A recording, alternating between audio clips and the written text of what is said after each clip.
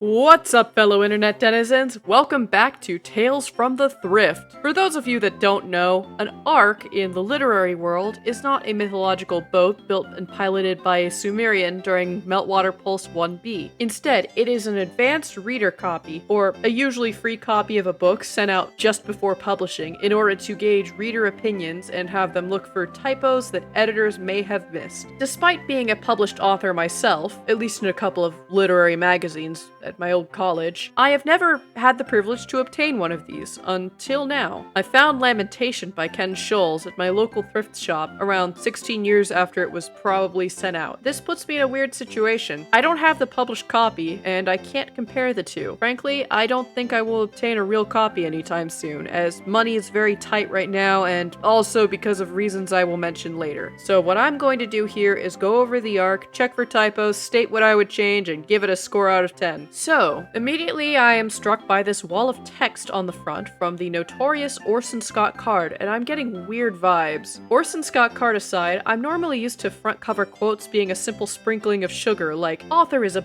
brilliant master of their craft," some newspaper. This, however, is a kind of full-on literary glazing that I have only ever seen twice. Once on a very old copy of Clarion magazine that my husband got from a flea market, and once by a man obsessed with Joan of Arc, though this is not as bad as either of those. A while back, some friends in a Discord server I'm in, shout out SBU English Club, suggested that this might be an arc thing. Well, let's read what Mr. Card has to say, shall we? This is a golden age of fantasy, with a dozen masters doing their best work. Then along comes Ken Scholes with his amazing clarity, power, and invention, and shows us all how it is done. No more ponderous plotting. Scholes barely gives us time to breathe, yet he creates vivid characters, a world thick with detail, and wonders we have never seen before. I wish my first novel had been this good. I wish all 5 volumes of the series were already published so I could read them now. Well, let's see if this holds up after 16 years. The first sentence of a novel should always catch my attention, so let's hear it out. Windweir is a city of paper and robes and stone. This tells me that we have sort of a religious bureaucracy here. I like that. Not as big of a fan of the "and" usage here, but might just be a tonal choice. So we start with the city being destroyed as a metal bird flies overhead. There's a lot of great imagery here, with the city screaming and sighing as it burns and crumbles. That's cool. Let's see where we go from here. I like how we witness Windweir's destruction from several different perspectives here. First from a metal bird, then the scouts rushing to aid what's left of the city, and then a fisherman quoting scripture, and so on. I think that that's a great way to do a multi-perspective story, by having some characters witness the same event from different places and react in their own way. Our characters are as follows. Rudolfo, the king of the scouts. Jinli Tam, a courtesan spy who is initially betrothed to Sethbert, who implies that he destroyed the city. It is also implied that Jinli Tam's entire family is whore spies, and that raises a lot of questions I don't want the answers to. We also have Petronus, who is a fisherman and the former pope. He quit because he realized that the other monks were digging up knowledge that should never be dug up. Stuff that ended a previous world, in fact. And finally, we have Neb, the sole survivor of the city's demise. He's the son of a monk, and he is picked up later by Jinli Tam, and then by Petronus. So Rudolfo finds a robot from the city nicknamed Isaac, who worked as an archivist. Isaac claims that by translating a scroll that contained a spell called the 7 Cacophonic Deaths, he destroyed the city. Sethbert brings Jinli Tam and her entourage to discuss the destruction of Windweir with Rudolfo, and Rudolfo flirts with her using a silent language involving taps on the shoulder and neck. I actually kind of like this. You don't really see tactile language be used all that often, and I think that we should see more of that, honestly. So Rudolfo invites Jinli Tam to become one of his many consorts. It becomes obvious that Sethbert had an inside man reprogram Isaac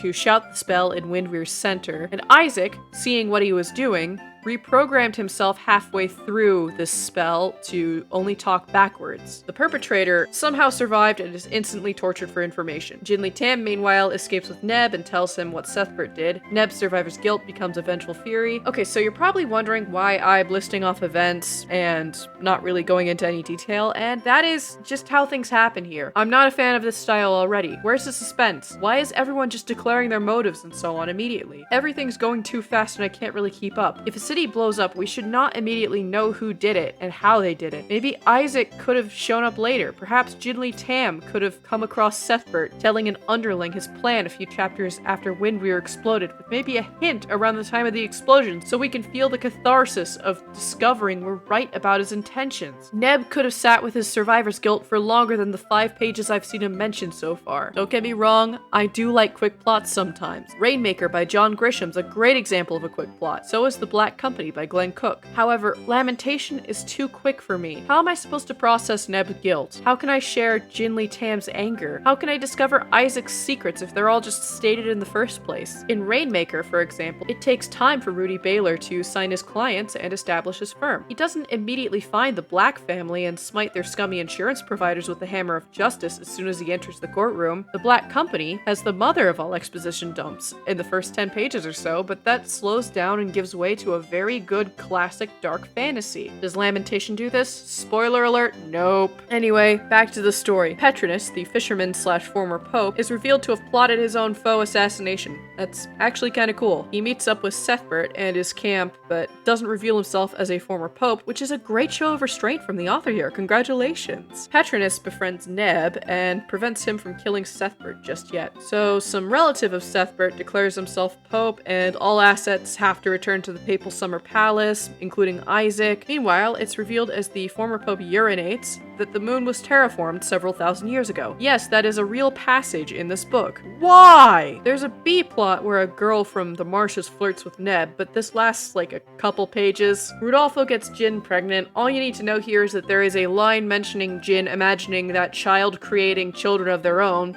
Yes, that is the quote. And I feel gross. That's up there with "we both laughed at our son's big balls" in my trophy cabinet of jarring lines. Anyway, after chapter upon chapter of whiplash, we get a trial, the new pope and Sethbert are killed, and Neb becomes the new pope, ushering in an age of enlightenment where monks are more open and don't keep as many secrets. Petronus says something that feels like it's supposed to be the homily of the book. You were made for more than backward dreaming. This feels kind of pseudo-profound. Like, yeah, a lot of the problems here were caused by monks looking into the secrets of the past that caused an apocalypse, but this just feels vague after all that happened. I feel like a better moral would be something about how those who tamper with shit from the past are doomed to repeat it, but in better words, obviously. Anyway, that's the book. There are 4 more, and I don't want to read those. Here's some stuff I like, though. A lot of the magic here is either scrolls to be read by machines or materials kept in component pouches. I'd love to see more of this, but just not in this book. It doesn't get too fleshed out here, which is a shame. I am a huge fan of the steampunk setting. I loved the descriptions of the automatons and their inner workings. The idea of a library organized by robots is really cool. I love political intrigue as a setting, but not when everything's too fast for there to be any intrigue. So here's some stuff I disliked. The pacing is something to be rivaled only by Bo. There's a reason I don't really watch that anime. I'm also not really a fan of exposition taking place while somebody pisses. As for typos and errors, this author sometimes leaves out the Oxford comma and makes a lot of lists that are just thing and thing and thing without really replacing the and with a comma like normal people do.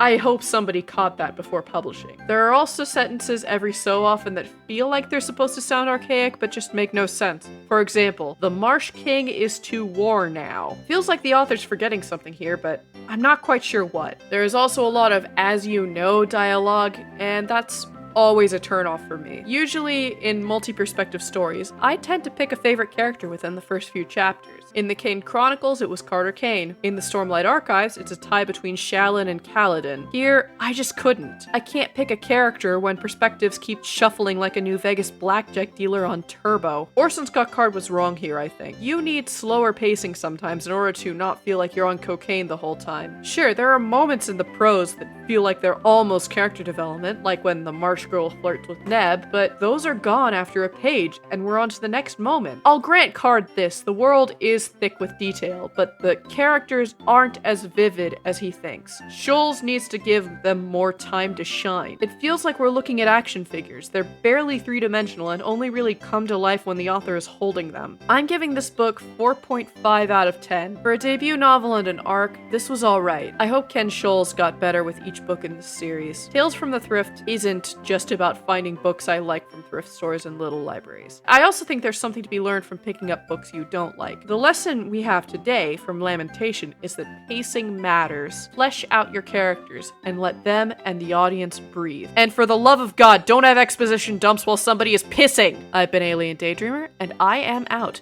Bye!